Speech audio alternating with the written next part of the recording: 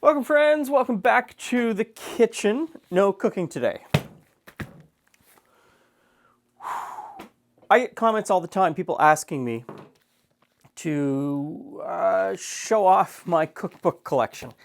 And I want to, but I don't really know what form that's going to take yet. I really don't know how to present it in a way that kind of makes sense. I've got a couple of ideas, and I'm slowly working on it, and eventually we'll get there. But something that Julie has been telling me to do for years now, and I've never done, is every week I go to the post office and I come back with packages filled with cookbooks. In the time that I've been collecting cookbooks, which is a long time, I've told friends and family, hey, you know what, I've got an interest in cookbooks from before 1950. 1950 is really kind of my cutoff date. If you've got cookbooks that you don't want from before 1950, I will take them. And so I've always had friends and family sort of dropping off books. Hey, Glenn will take these books. And I'd get boxes of books and go through them and find some real gems. Since this YouTube channel, you guys send me books as well. So every week in the mail, I get books. And I usually come home and I rip the boxes open and flip through them and get really excited about the books. And Julie's told me for years, Glenn, you got to do it on camera. So I think once a month, I'm going to collect up the books or the packages that come, and we'll open the boxes together and we'll look at them. Enjoy, and thanks again for the show. P.S. I would love to see an episode about your collection. So these, I've never seen these. Open them up. I got them at the post office last week. I've been waiting to do this episode. Let's open up these boxes and see what we've got.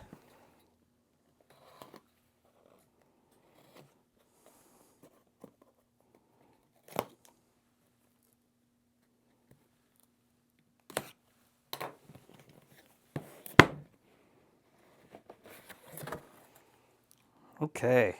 Wow. Box of books. The Vinegar Cookbook. Recipes from around the world. Oh my. Cookie Cookbook. Pennsylvania Dutch Cookbook. So much in here. Okay, there's going to be some gems in here for sure. I can tell that some of these are, from the 60s and 70s, maybe even the 80s. Yeah, this is definitely from the 80s. Here's the thing. 1991, so late 80s, 1991. I have friends who are collectors from other time periods. And so one of the things that happens is when I get a box like this, the cookbooks that don't necessarily fit my collection will fit someone else's collection, and we get together every once in a while and we trade cookbooks. But this one is very interesting.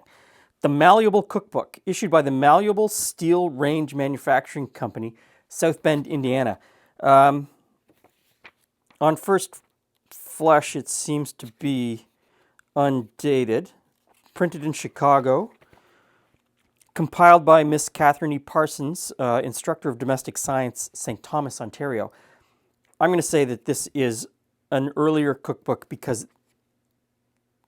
these are coal stoves, although they have gas attachments. Interesting.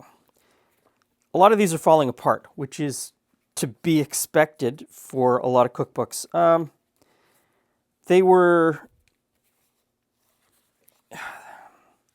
Cookbooks are meant to be used, and it kind of makes me happy when I see them when they're used. So this is for bees, 1915, Airline Honey. This will be from the 1920s. Procter & Gamble, 1928.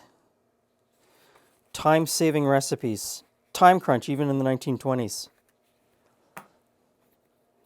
How to serve fresh pineapple.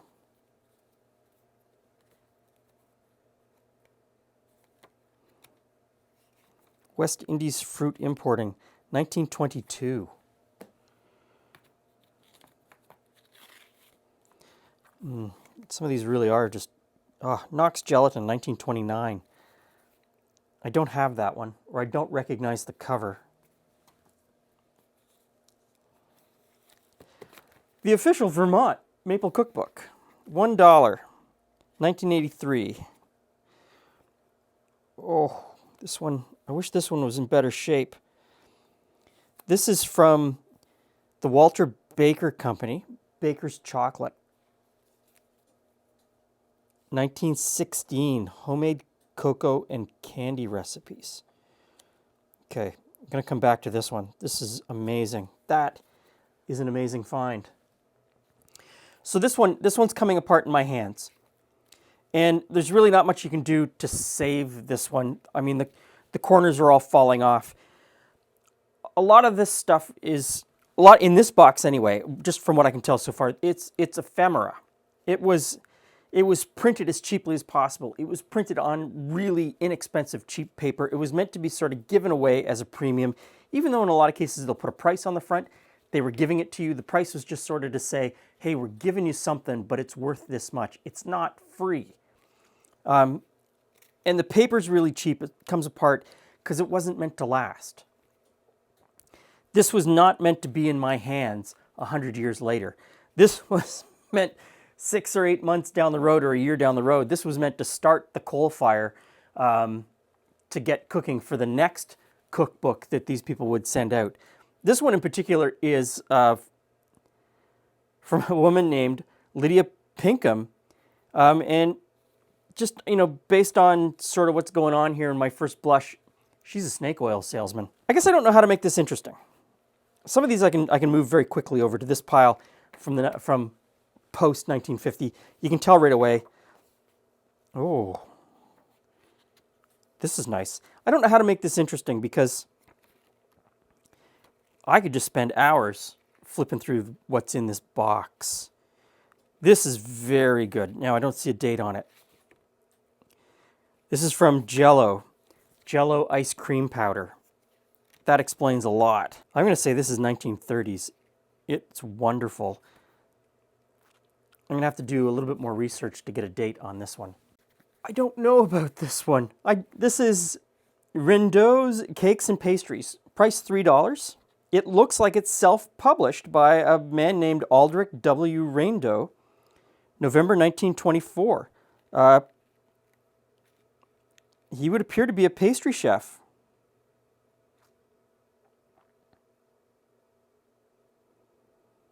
Interesting.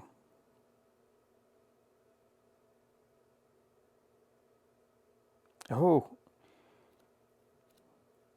And like every self-published cookbook, even professionally published cookbooks, I can see that there's errors. And whoever had this book and cooked from it has crossed stuff out and corrected the errors. Interesting. Very interesting cookbook.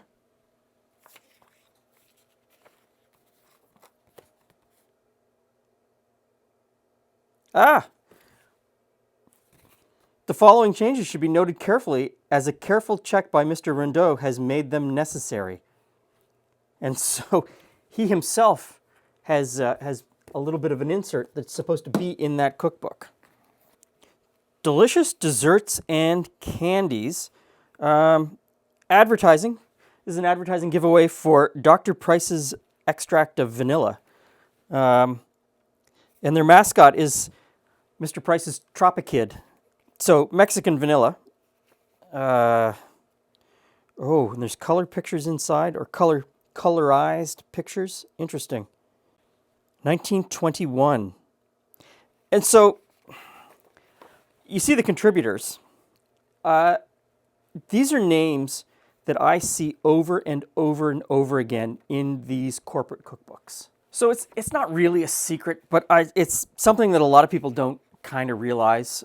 When you pick up a cookbook from a celebrity chef, of course, there's an editor to the cookbook, someone who, edits the entire book and makes sure that everything conforms. But there are, in a lot of cases, a lot of ghostwriters, food recipe developers, food scientists who created the recipes that are in the cookbooks. In a lot of cases, and I don't want to pick anyone out in particular, but there are a lot of cases where those celebrity chefs aren't writing their own cookbooks. They're posing for the pictures, they're writing the foreword, they're going on the press junket, they're selling the cookbook based on their name, but it's these people in the front that actually wrote the cookbook.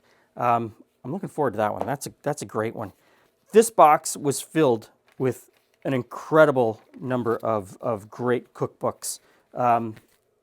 Most of it is advertising cookbooks, which I really like because they show a glimpse into what people are about to eat. And what I mean by that is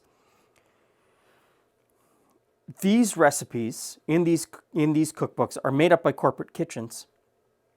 And 2 years from now, or when this comes out, 2 years after this comes out, or any of these books comes out, you start to see these recipes show up in community cookbooks. They start showing up in church cookbooks.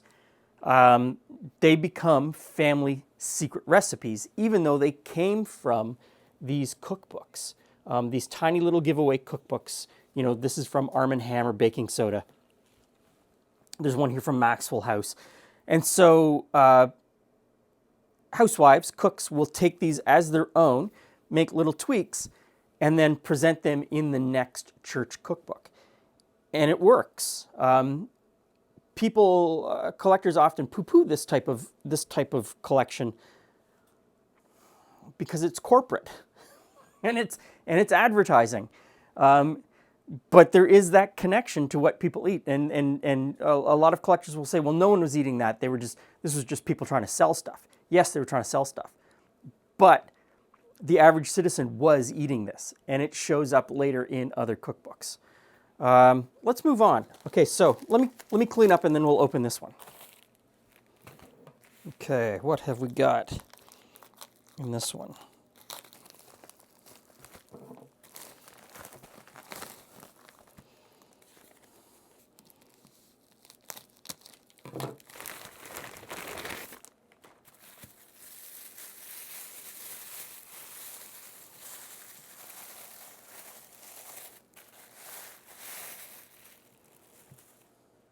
Now, 3 books in this package. I'm going to start out with this one. This is probably the newest of the 3, maybe? I don't know. We'll find out. This one makes me giggle. It's outside of the time period. I can tell right away. It's outside of the time period of what I collect. But it makes me giggle because if you grew up in the 60s and 70s, you were subjected to Jell-O salads at every family gathering. And I will have nightmares about some of those salads. And looking through this, boy, there were so many Jell-O salads. This book, let's see. Okay, so right off the top, I can tell from the cover, this is a reproduction. It's meant to look old, probably sold at museums and historical sites. Yes. And so this was published in 1979. And this would have been sold at, I guess there's a trail or a group of houses in the plantations on the bayou. And so these books are interesting.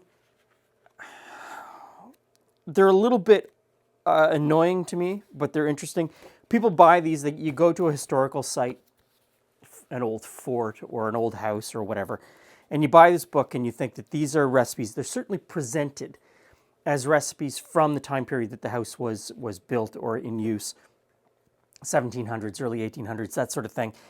But the reality is they're not, in most cases, recipes from that time period. So right here, final recipe in the book, calls for Rotel tomatoes. Dead giveaway that these recipes are not from the time period that they're purported to be from. So while this book is outside of the time period that I collect, I do hang on to these. I don't show them on the old cookbook show, but I do hang on to them because they show how presenting the mythology backs up the mythology of an old recipe, and that it makes it harder to show the truth or the real old recipes because people get these recipes in their head, and that just keeps reinforcing that these are old recipes. Does that make sense? It's bias confirmation rather than truth or reality. This is the winning book. This is the winning book. Enclosed, please find a copy of Mrs. Rohrer's Philadelphia Cookbook from the 1880s. Immediately I can tell it is an old book. It's water damaged, as a lot of these older books are. It's coming apart, as a lot of these older books are. There's a picture on the front page, or on the frontispiece, of Mrs. Rohrer. And this was published, I have to be very careful with this book. It is coming apart in my hands.